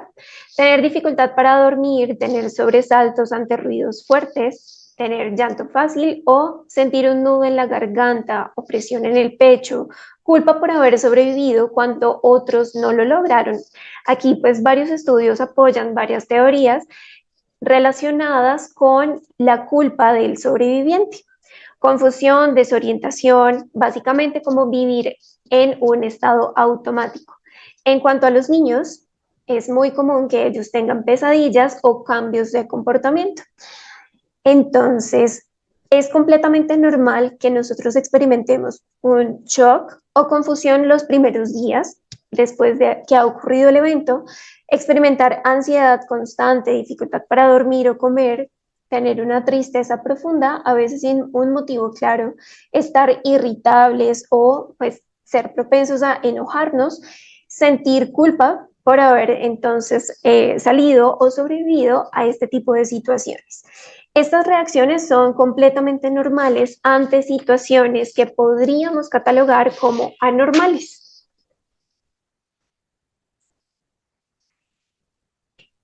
Tanto estos, digamos que síntomas que podríamos vivir tan pronto experimentamos una situación de desastre, a lo largo del tiempo la persona puede desarrollar ciertos trastornos psicológicos. Dentro de ellos destacamos el trastorno de estrés postraumático.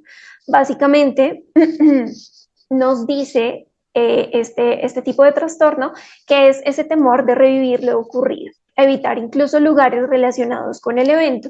Hay personas que muy probablemente tengan un miedo enorme en volver a su lugar de vivienda, a su lugar de trabajo o el sitio en el cual pues tuvieron que atravesar esta situación del desastre natural. También existe la depresión post-desastre. Es una sensación de vacío, tristeza profunda y pérdida de la motivación.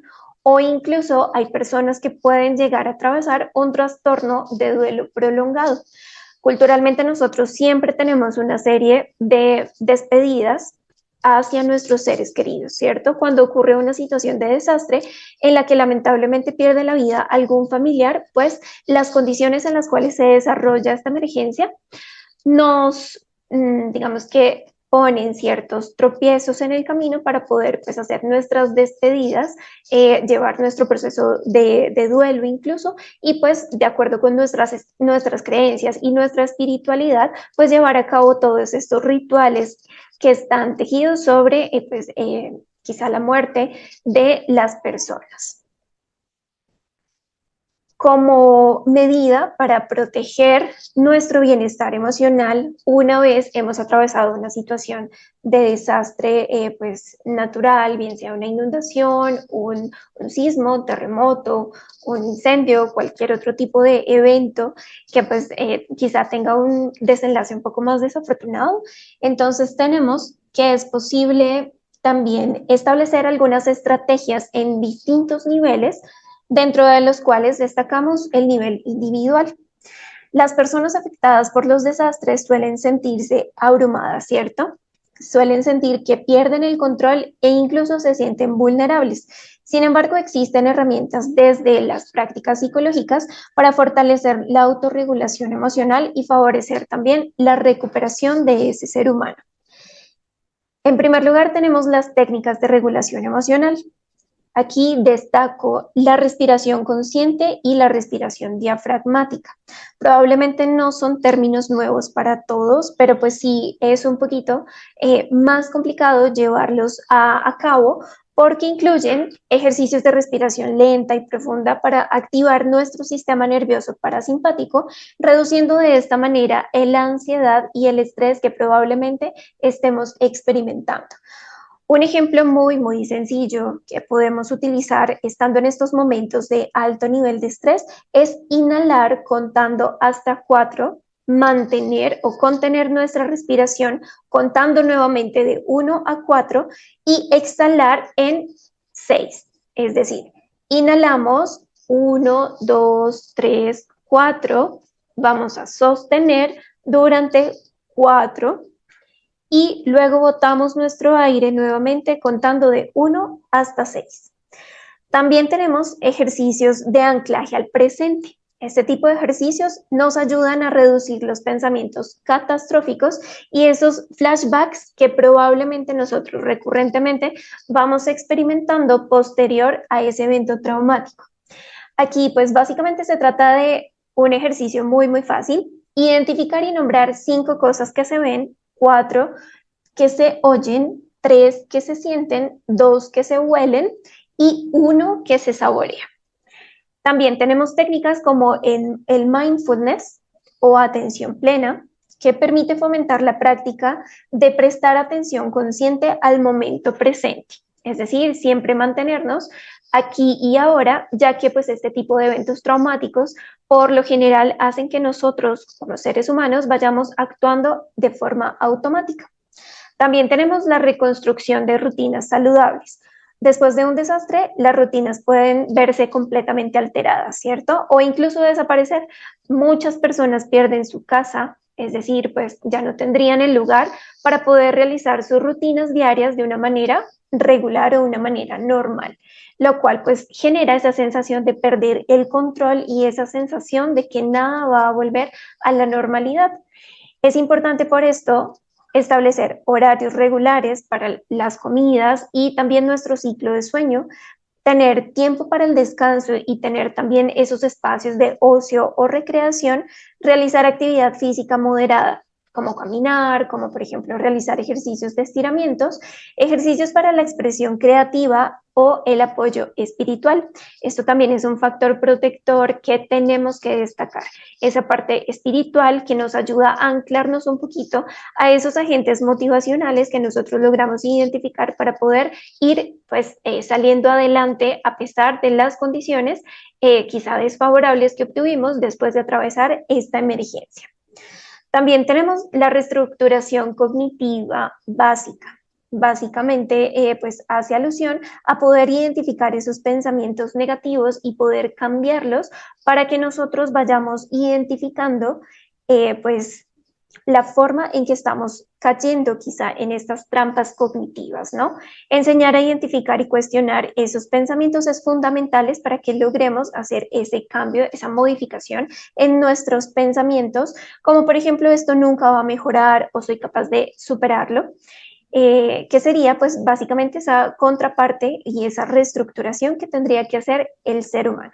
Fomentar el uso de frases positivas y esperanzadoras, siendo completamente realistas.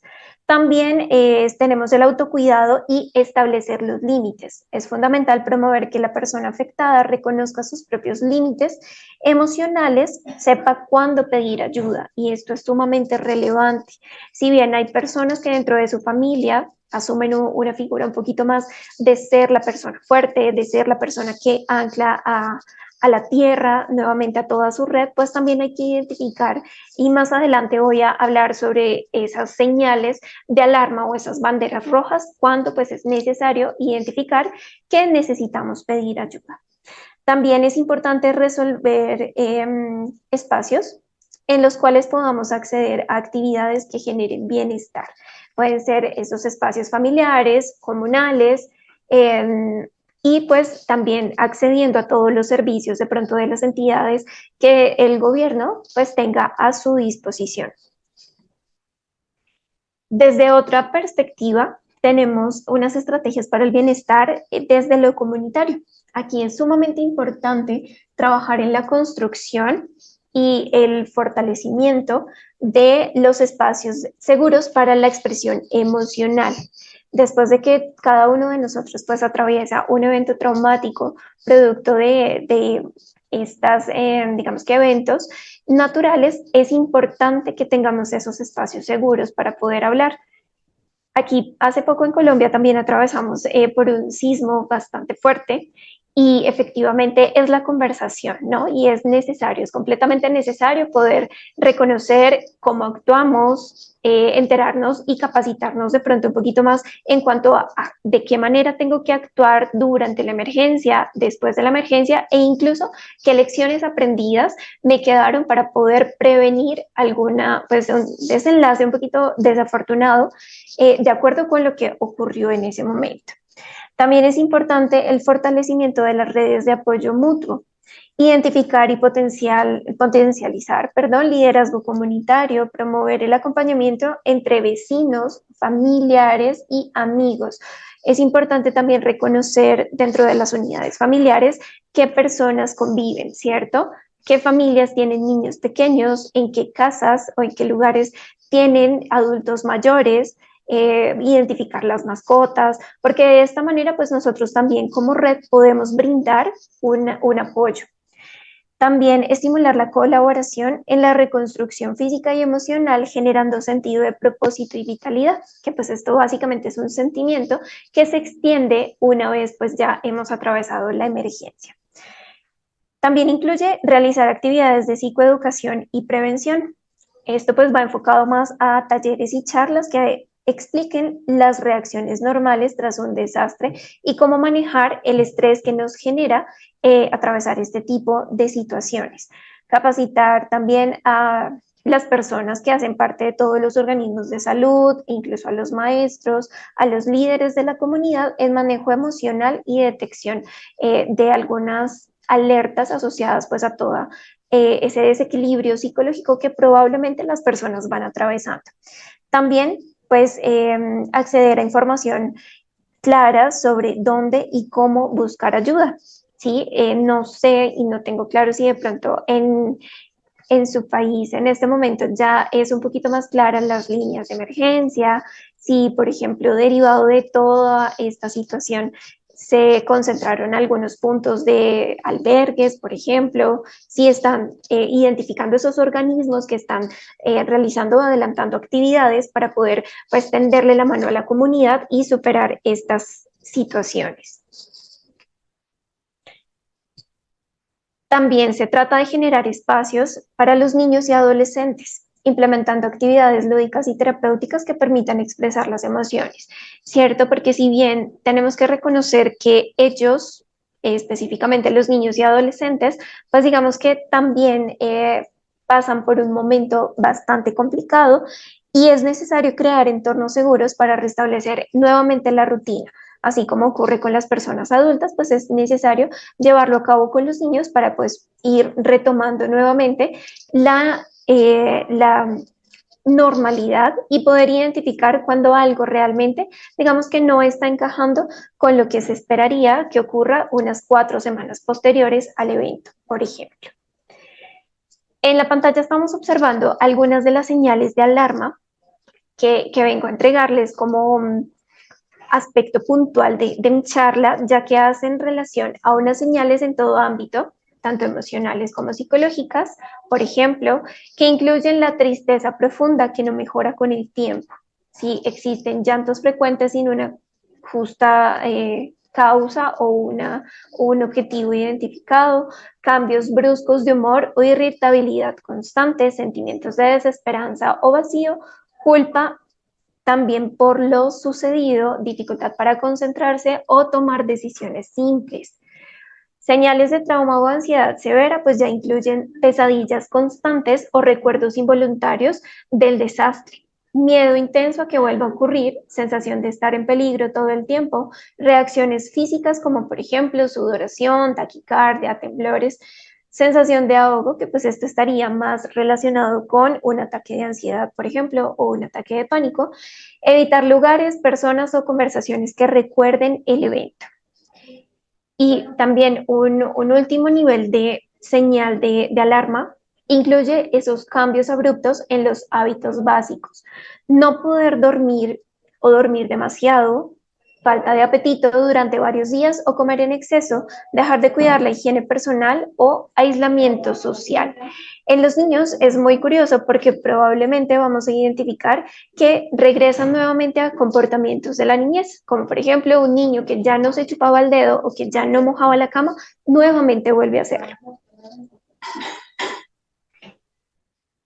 Aquí tenemos también dentro de las señales de alarma que podemos identificar en los niños y adolescentes una agresividad o berrinches frecuentes, bajo rendimiento escolar o falta de interés en el juego.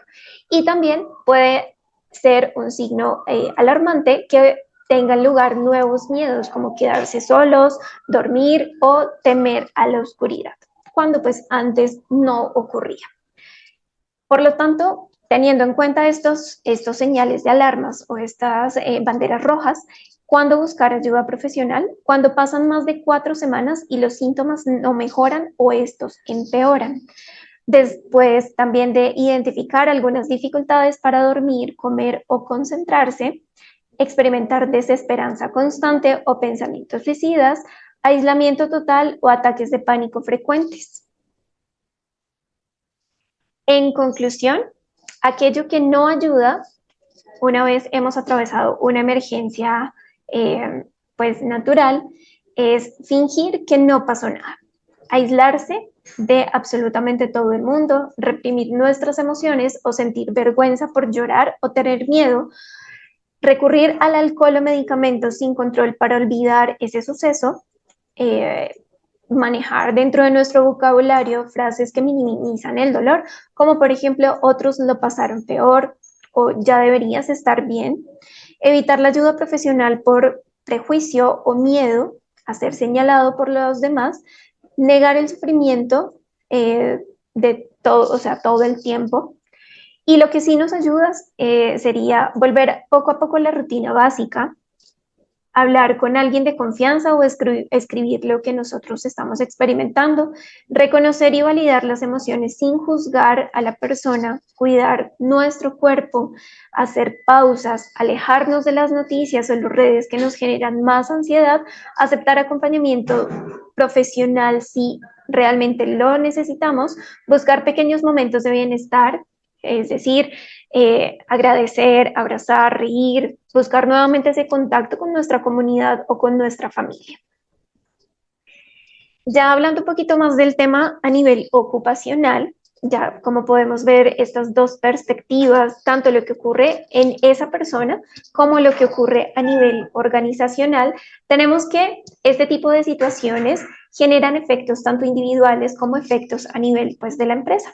Dentro de estos efectos individuales, cuando una persona ha atravesado por un desastre natural, por ejemplo, se genera en ese trabajador dificultad para concentrarse o tomar decisiones. Experimenta una fatiga constante, dolores de cabeza, problemas para dormir, se siente más irritable, tiende a ser un poco más ansioso o por el contrario, se siente triste de una manera persistente, una manera más frecuente.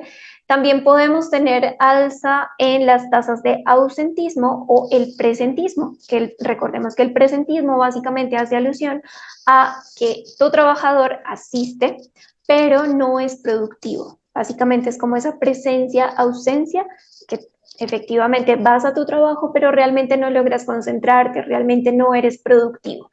Miedo a perder el empleo, sensación de inutilidad o desesperanza y síntomas incluso de que está iniciando un trastorno de estrés postraumático.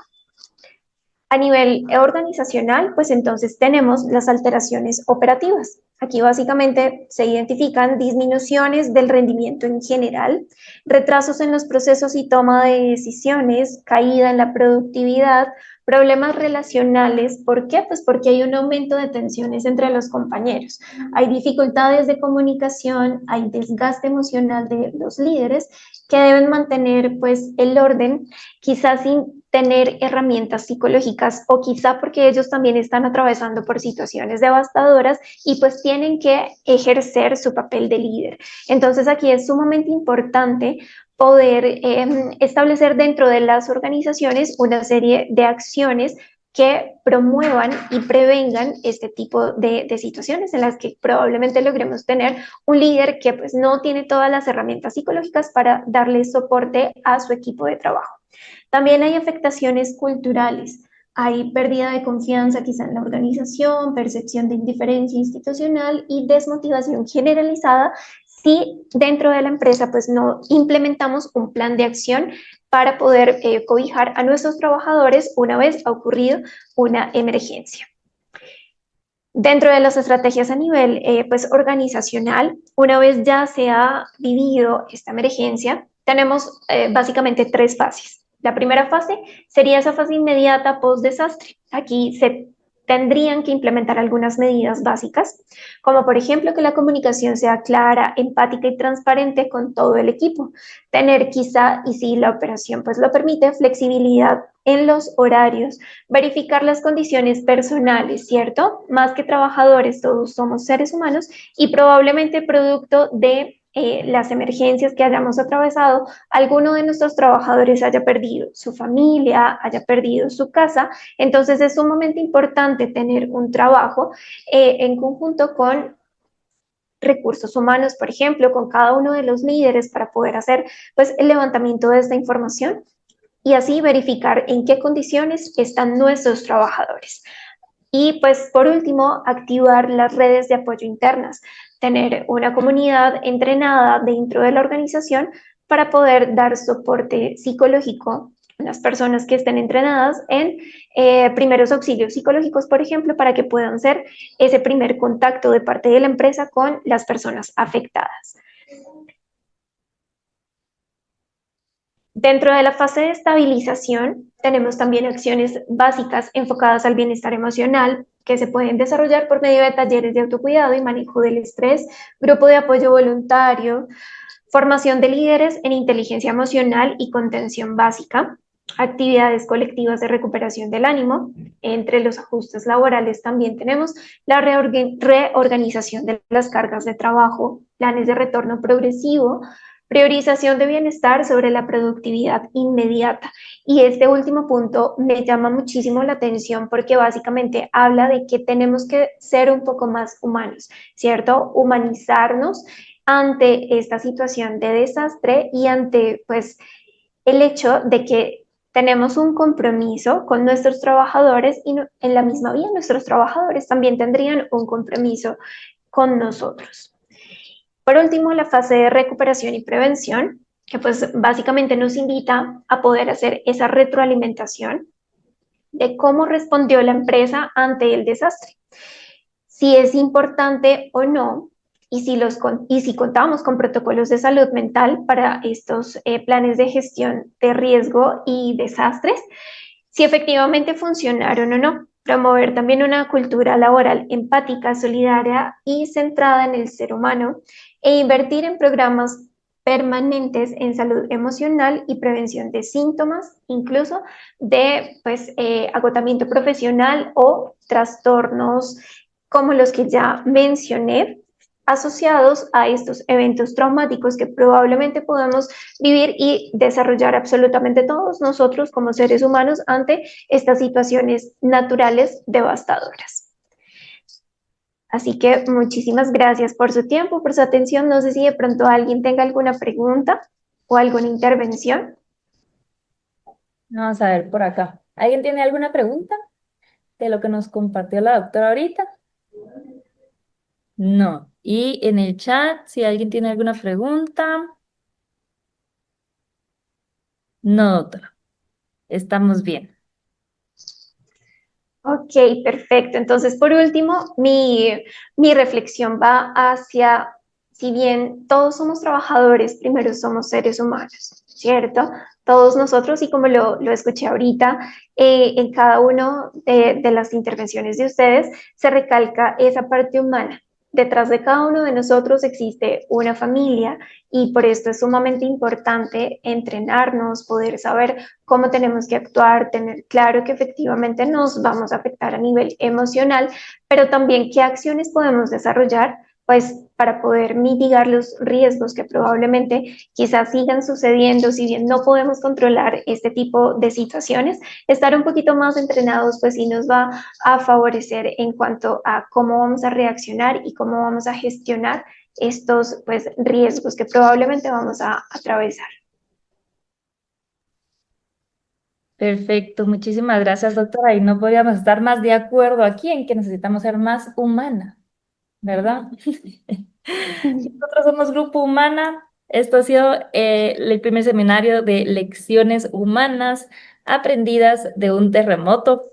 Agradecemos muchísimo a todos los participantes, tanto presenciales, porque aquí también creo que está de Cooperativa Guadalupana y de Plaza Buró. ¿Verdad? Adicional de nosotros, más las personas que estuvieron conectados. Y solo pregunto, doctora, está por ahí el doctor Coma, porque lo había visto un ratito. Aquí Pero estoy.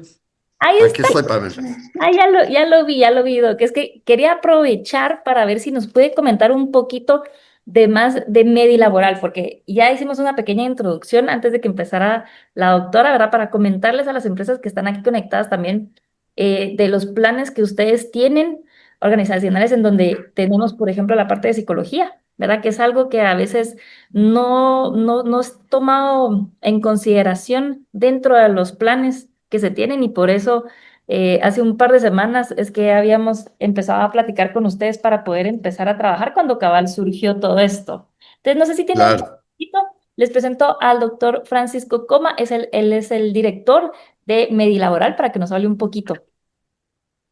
Pues Pamela, muchísimas gracias. En primer lugar a ustedes, Humana, grupo al que conozco desde hace muchísimos años y que como siempre dije son, creo, la muestra y el ejemplo de lo que debe ser un excelente corredor de seguros, porque siempre van más allá de un trámite netamente administrativo y siempre hay un involucramiento para sus asegurados y para las personas que les delegan a ustedes el cuidado de la salud a través de sus programas.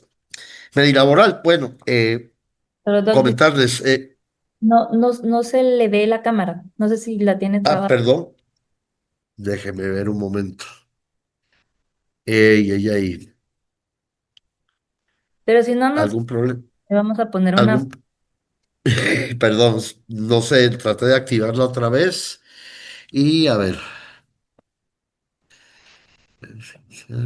Ya, si lo está haciendo desde una computadora, porque yo creo que ya me salió. Sí, No lo tiene activado, no se preocupe. ok, perdón. No sé por qué, pero bueno.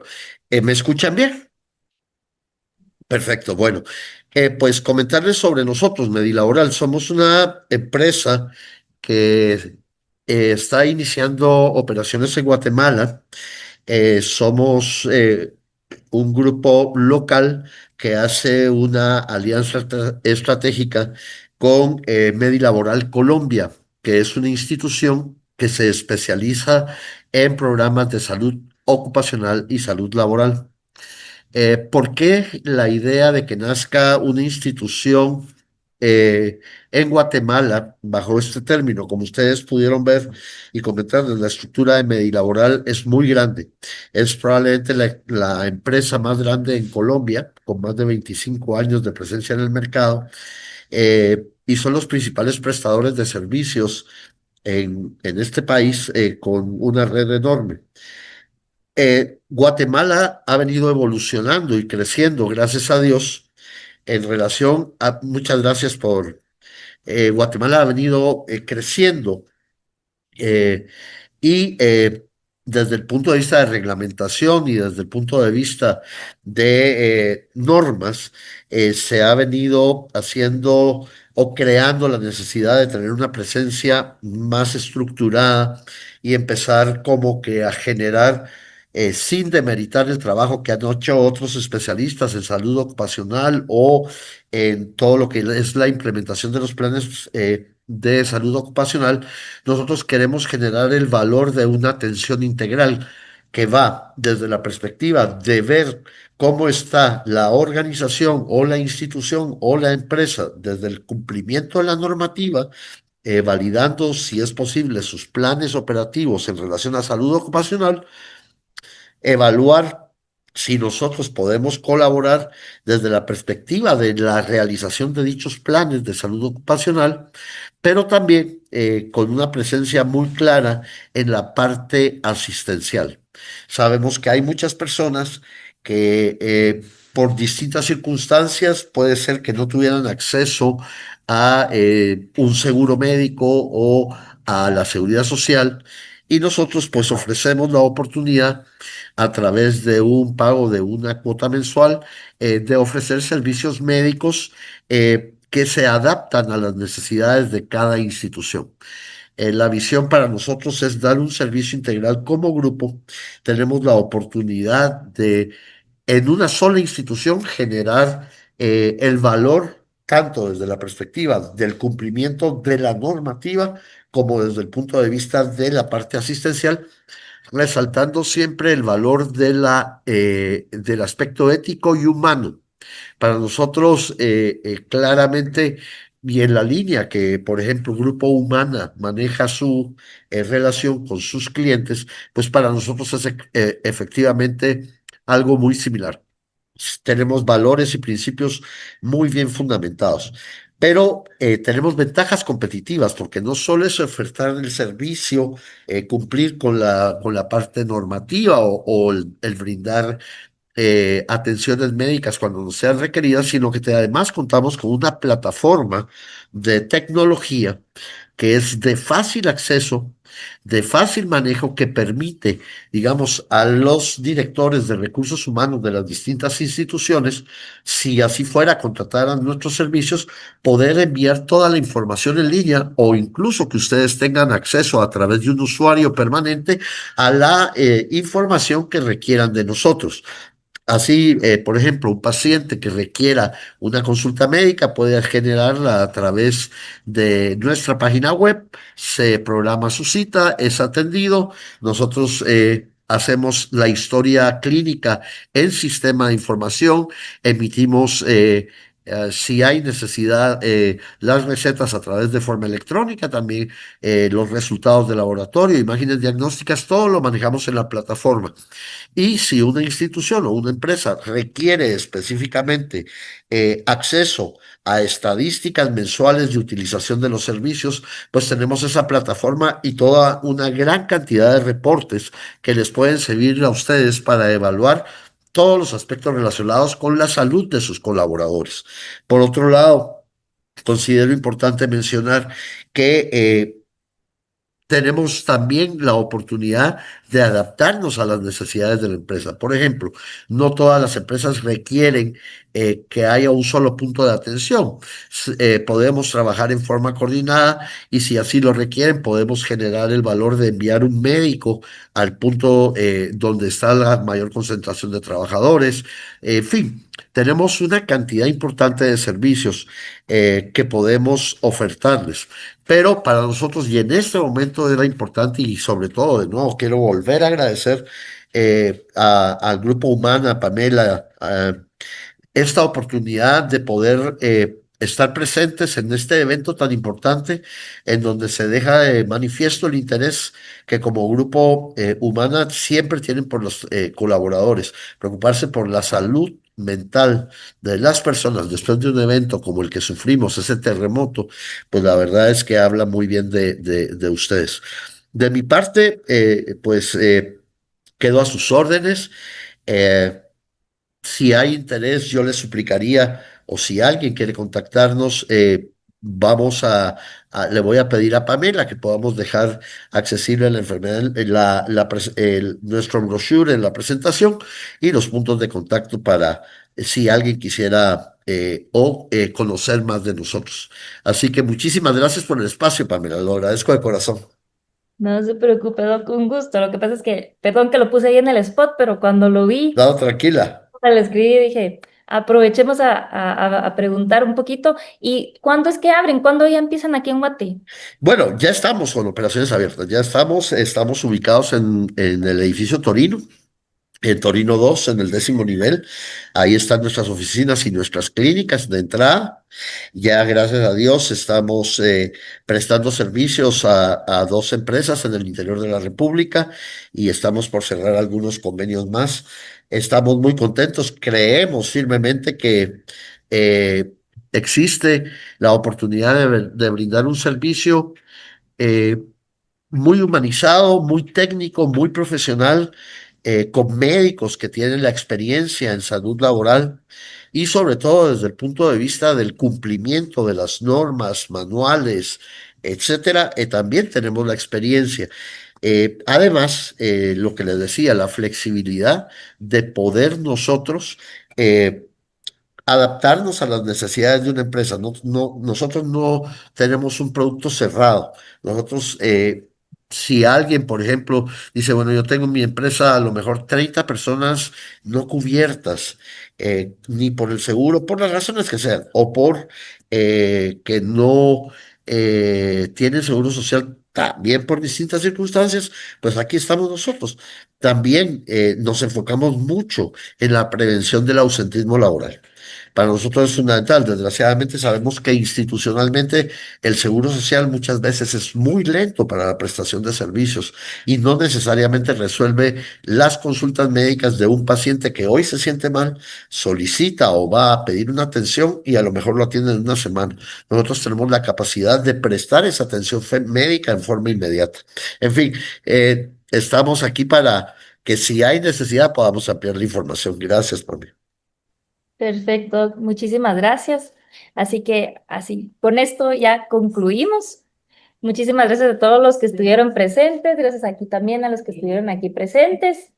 Les vamos a estar comunicando la próxima lección, la próxima reunión que vamos a estar teniendo en el momento que ya sea necesario, ¿verdad? De tenerlo, pero por el momento, este es Grupo Humana, Corredores de Seguros, estamos para servirles. Recuérdense que somos sus amigos en seguros y somos el brazo derecho de Recursos Humanos, el departamento extendido fuera de la oficina de ustedes. Así que gracias por haber participado con nosotros. Nos vemos a la próxima.